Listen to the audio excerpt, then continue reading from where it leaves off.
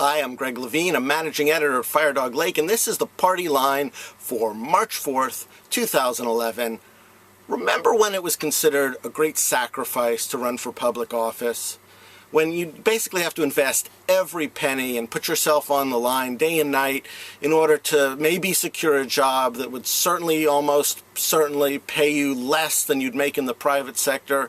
Remember when, you talked about government service, and service was like the kind of thing you got a medal for because it was such a sacrifice? Well, not anymore.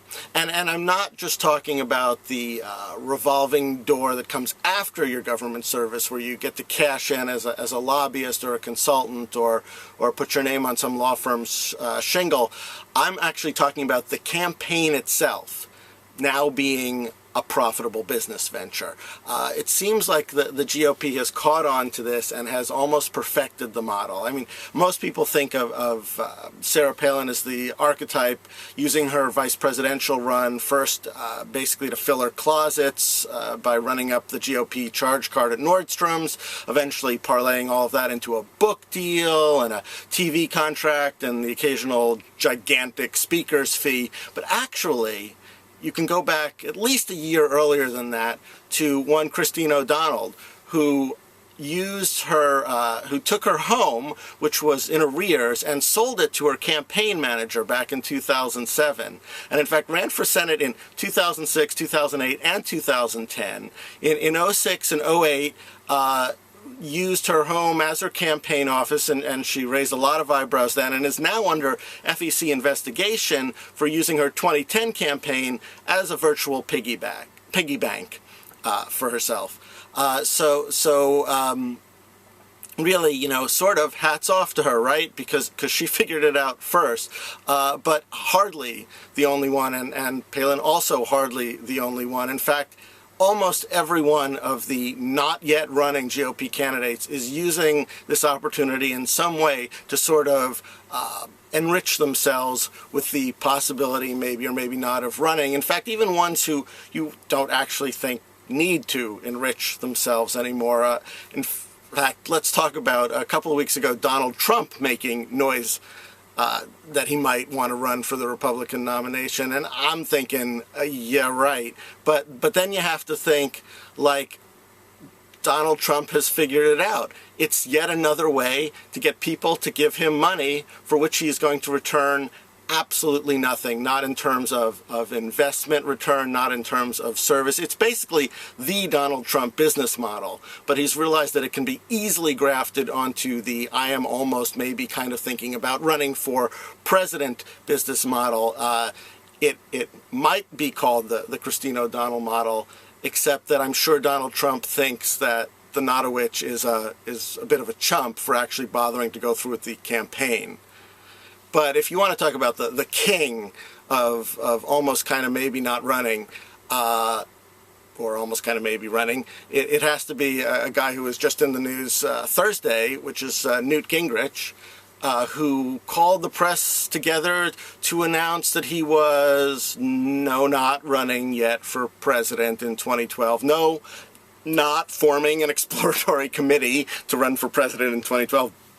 He announced that he's launched a new website to go with all of his other websites that will tell you that he's kind of maybe thinking about exploring, and you should help him explore. Help Newt explore is basically the whole point of this website, with a great big donate button right at the top there. And you got to sort of take your hats off to the guy. He is like running for nothing Inc.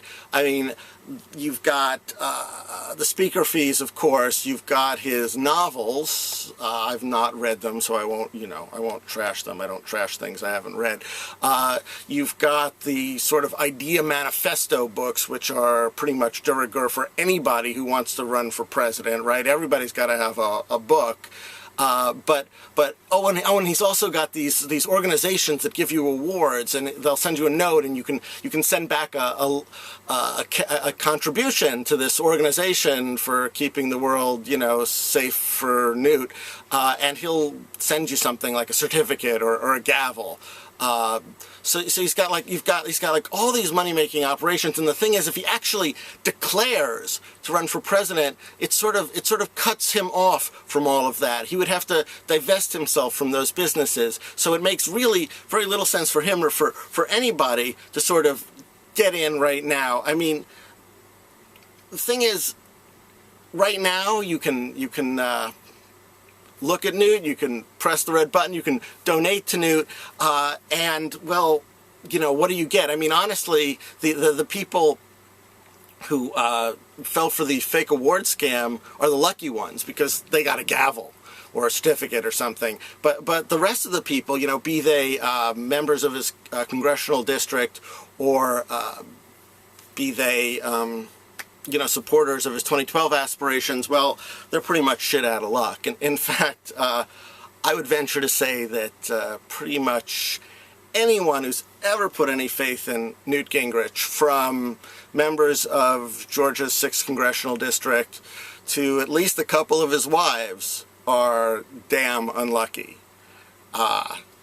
You know, but come to think of it, it makes the rest of us maybe pretty lucky indeed, because if Newt Gingrich decides that it's really just much better to keep almost running and making money and disappointing all of those people, I mean, we do have to suffer with listening to the guy, but at least we never have to deal with being ruled by him. And that's the party line for this Friday, March 4th. Coming up this weekend, once again, book salons, really good ones. Let's see, on Saturday, Mika Sifry is going to be here with his book, WikiLeaks in the Age of Transparency, and it's going to be hosted by our own Shun. That's at 5 o'clock on Saturday, and at 5 o'clock on Sunday, Outrageous Fortunes, 12 Surprising Trends that will replace the global economy. No, I'm sorry, they won't replace it. They'll just reshape it. Again, the parts of the title after the colon, never mind, too long. Daniel Altman wrote this book. And Dan Rosenhack's going to be here to chat with Daniel Altman about it. That's 5 o'clock on Sunday. Both books, by the way, really excellent shades of blue, I think. Neither here nor there. You can't judge a book by its cover, but you can certainly find out about them here on Firedog Lake this weekend. So why don't you join us, and I'll see you next week for another edition of The Party Line.